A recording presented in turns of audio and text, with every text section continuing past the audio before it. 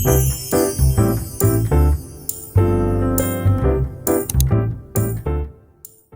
guys, welcome back with me, Clara. Jadi video kali ini aku bakalan ceritain pengalaman horor teman-teman aku. So buat kalian yang kepo, don't forget to like, comment, and subscribe. Dan jangan lupa juga notification-nya biar kalian tahu kapan aja aku upload video baru. Daripada lama-lama, langsung aja ke videonya.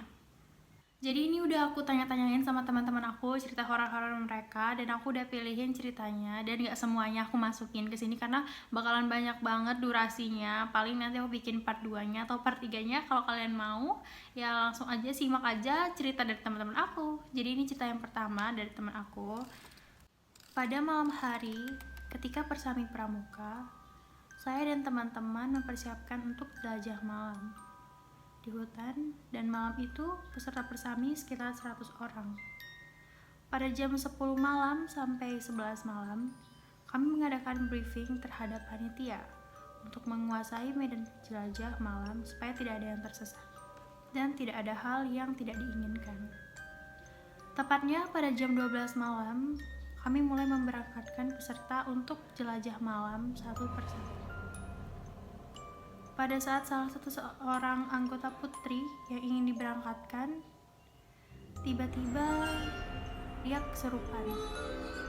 Konon katanya disitu memang angker dan harus menjaga sifat yang baik serta tidak berbicara sembarangan. Lalu peserta yang kesurupan kami evakuasi ke gedung untuk disadarkan kembali. Setelah itu, peserta lain tetap berangkat. Tiba-tiba, pada saat hendak renungan suci, saya mendengar suara gamelan yang keras tepat pada jam 1.30 malam. Dari sisi barat kami berkumpul dan saya merinding. Konon katanya, di sisi barat kami itu ada rumah betang yang besar, namun tidak terlihat oleh kasat mata. Hanya orang-orang tertentu yang bisa ngelihat itu semua. Kalian bayangin, biasanya tuh kalau misalnya ada suara gamelan tuh kayak yang ini loh, misalnya kita pendatang gitu kan, biasanya kalau di Jawa ya nggak sih? Aku suka nontonin horor juga gitu guys. Tapi ini beneran kalau kalian denger gitu kan malam-malam jam 1.30, kalian sendiri yang denger, merinding gak sih? Ya ampun, merinding kan. Tiba-tiba, semua kalau misalnya udah gamelan tuh aku udah kayak sensi banget loh, kayak takut banget gitu loh, ya ampun. Next guys, jadi cerita selanjutnya ini dari mbakku. Ini latarnya di asramanya guys. Posisi mbak baru pulang, terus di kamar ada satu anak, yang lain pada kuliah. Jadi latarnya mungkin siang ya guys ya. Mbak baru masuk kamar, air keran hidup. Itu air untuk ambil wudhu ya, maksudnya bukan air kamar mandi. Terus mbak tanya sama yang di dalam kamar, tapi nggak kedengaran dan nggak tahu siapa yang nyalainnya. Dan setelah itu mbak matiin lah.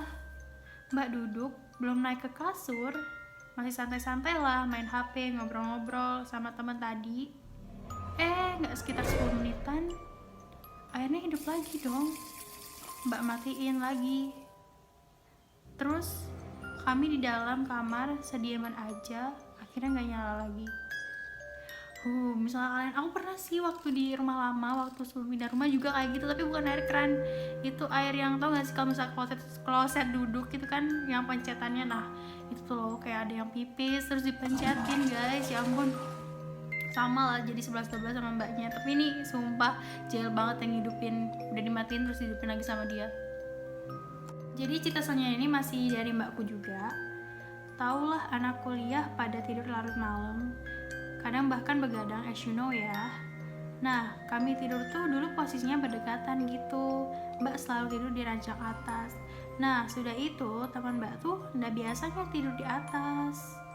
Kami ngobrol sambil ngerjain tugas lah sampai jam 12 malam ke atas. Nah, jam 2-an teman mbak tadi yang jarang naik atas tadi kebangun gara-gara ada yang pegang tangannya erat. Sampai bangun pun kayak masih main sama tangannya.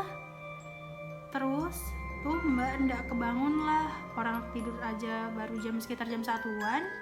Nah teman ranjang bawah mbak dia selalu bangun sholat malam gitu. kebetulan jam 2 itu teman Mbak lagi sholat, dan selesai sholat teman Mbak yang dipegang tangannya tadi heboh lah. Kebangun lah semua anak kamar, dia ditanyain semua orang, dan ya dia lihat sendiri posisi orang yang tidur, ya nggak mungkin lah buat ngejailin hal sebodoh itu. Oh jadi maksudnya itu ada yang pegang tangannya, tapi dia tuh nyalain temen yang suka sholat tahajud gitu loh, dikira dia yang mainin tangannya, padahal bukan, padahal nggak tahu siapa. Guys, so scare gak sih? Kalian tidur kayak tangan kalian kayak gini, terus ada yang pegang erat banget kan? Iya, auto bangun lah gak sih? Kalian baru pertama kali gitu jarang tidur di atas ranjang atas gitu kan, asrama tuh kan pasti ada kayak 2 gitu kan, nah itu di atasnya. Terus kalau tangan kalian kayak gini, apa sih, apa nggak tahu namanya, aku pokoknya kayak gini lah di kasur, terus ada yang megang. So scared. Next guys, ini cerita ketiga dari teman aku juga, semuanya temen lah. Jadi aku baru nyalain lighting guys, karena ini udah sore banget dan kayak redup banget gitu loh cahayanya. Jadi cerita ketiga ini dari teman aku guys. Jadi cerita ini tuh pas lagi magang waktu sekolah dulu di rumah sakit di daerah aku kan. Yang ngalaminya itu mbak-mbak perawat. Jadi pagi-pagi itu pas sampai di rumah sakit, mbak-mbak bagian apotek rumah sakit sama perawat lagi cerita. Aku ikut nimbrung beb. Nah ternyata ceritanya kejadian itu malam sebelumnya. Jadi perawat jaga malam tadi di bagian pelayanan perawatan kan, ngumpul-ngumpul. Udah jam-jam dini hari tuh, jadi ada perawat yang gantian tidur sama masih ada perawat yang jaga kan. Oh jadi satunya tidur, satunya jaga gitu loh guys. Salah satu mbaknya ini dari 3 atau 4 orang, dia lupa berapa orangnya guys. Jadi pas itu ada yang live IG, pas lagi asik live, salah satu temennya bilang, udah tidur aja dulu kalau mau gantian. Yang nge-live gak mau, masih belum ngantuk katanya gitu. Di depan mereka memang udah ada tempat tidur pasien sama kursi roda, tapi nggak ada orang di sana. Tiba-tiba aku merinding, ampun. Mereka kaget pas berangkas sama kursi roda digerakin. Tapi nggak ada orang guys, ya ampun, serius nih, merinding beneran, ya ampun, merinding beneran nih. Tapi nggak cuma digerakin, dibenturin satu sama lain. Sumpah serem banget gak sih? Kalian lihat di depan tabrakan gitu, sampai keras banget bunyinya pas lagi dini hari itu. Jadi mbak-mbaknya pada diem, terus langsung matiin live IG-nya, diem terus sampai zikir.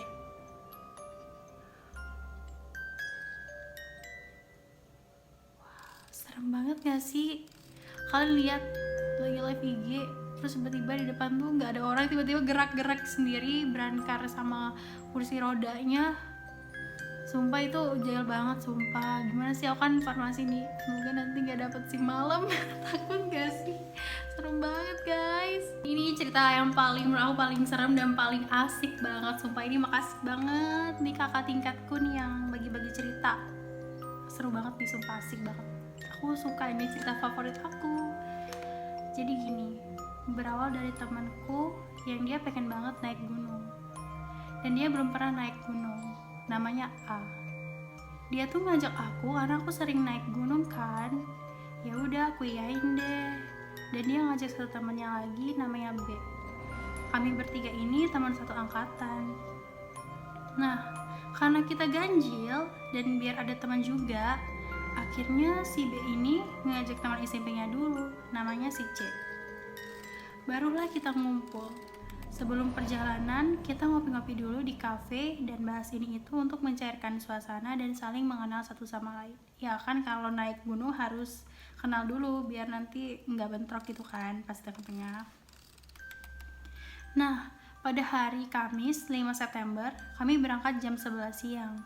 Yang tadinya mau berangkat jam 6, karena pada mager semua, jadinya kita ngulur terus. Di perjalanan, belum aja keluar dari Jogja, kita kena musibah ban bocor. Terpaksa kita menepi dulu. Selesai tambal ban, kita OTW lagi ke base camp pendakian gunung.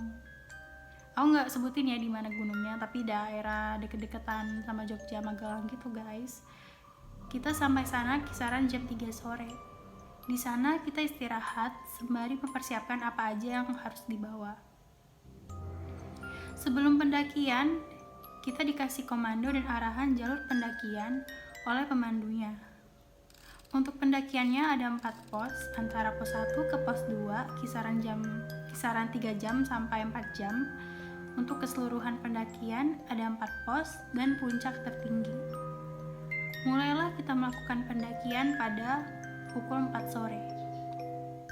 Kita sampai pos 1, tempatnya hutan belantara gitu, kisaran jam 6 kurang lah. Nah, di sana kita istirahat, canda tawa sana sini. Habis itu azan lah kan di sana. Kami pun menyempatkan sholat dulu di pos 1. Habis sholat, kita berangkat lagi. Baru berapa langkah dari pos 1, badanku serasa berat banget. Dan serasa ada yang nunggangin gitu. Siapa sih yang nunggangin dia? Untuk posisi pendakiannya, paling depan si C, dan aku paling belakang. Dikit-dikit aku minta istirahat, karena serasa gak enak perasaan dan kayak capek banget gitu. Nah, aku di situ tuh gak enak, soalnya aku dipercayain mereka sebagai leader. Aku pun berusaha nguatin diri. Nah, di depan si C melihat sosok perempuan baju putih di sela-sela pohon.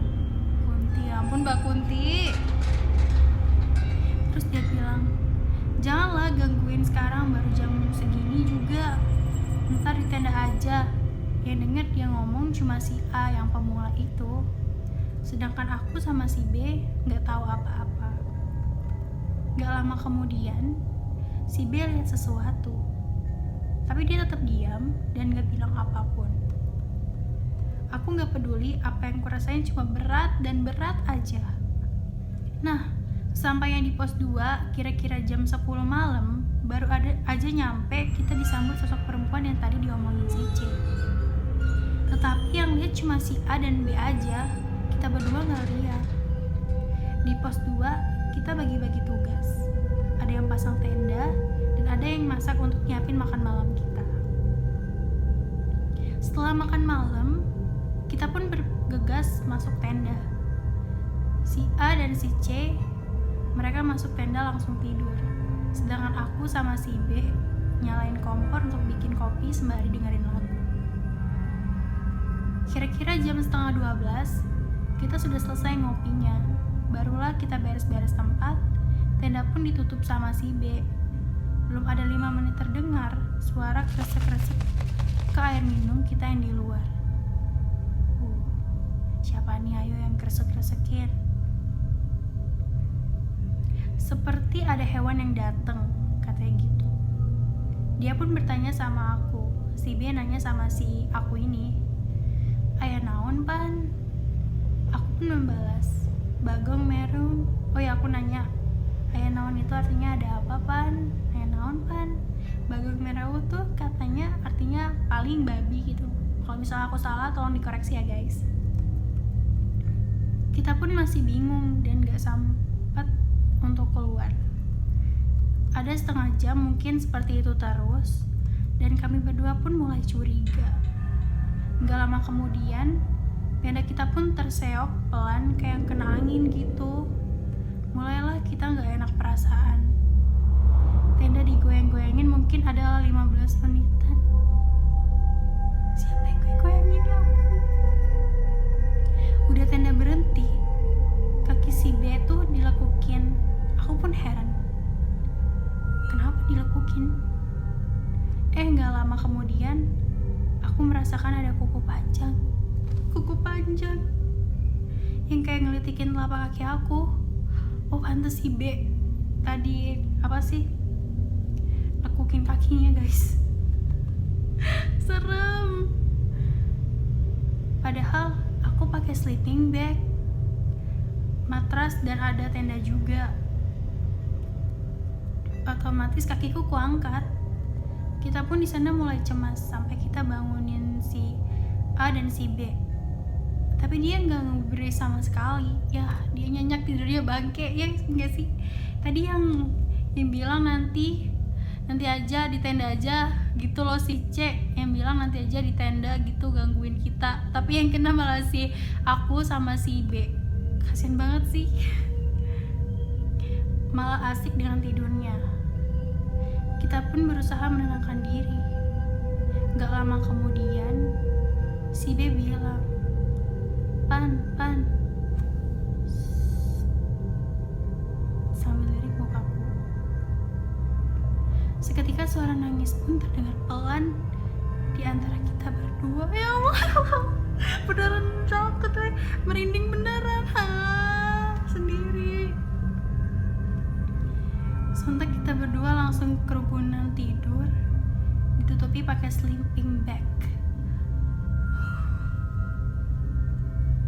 Kita nggak tahu mau gimana. Aku pun baca semua yang kuamalin, tapi tetap aja soalnya kayak nggak mempan. Kisaran setengah jam kita saling panggil di antara sleeping bag untuk mastiin tidak ada yang tidur cepet. Nggak lama kemudian tenda kami dikoyak-koyak kenceng banget gitu, dan lampu tenda pun nyala mati. Udahlah, kita berdua di situ bener-bener pasrah banget, serasa pasrah nyawa gitu. Pokoknya semalam tuh kita nggak bisa tidur sampai jam 4 gitulah. Jam 5 aku memberanikan keluar untuk sholat, dan di sana sudah merasa kondusif.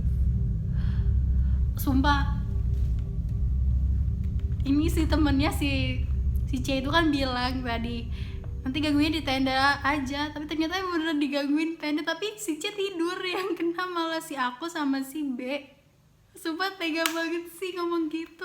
Ya pun, aku paling serem sih, kayak creepy banget gak sih tiba-tiba ada yang nangis di antara mereka berdua. Sumpah ini best banget cerita ini, aku suka banget.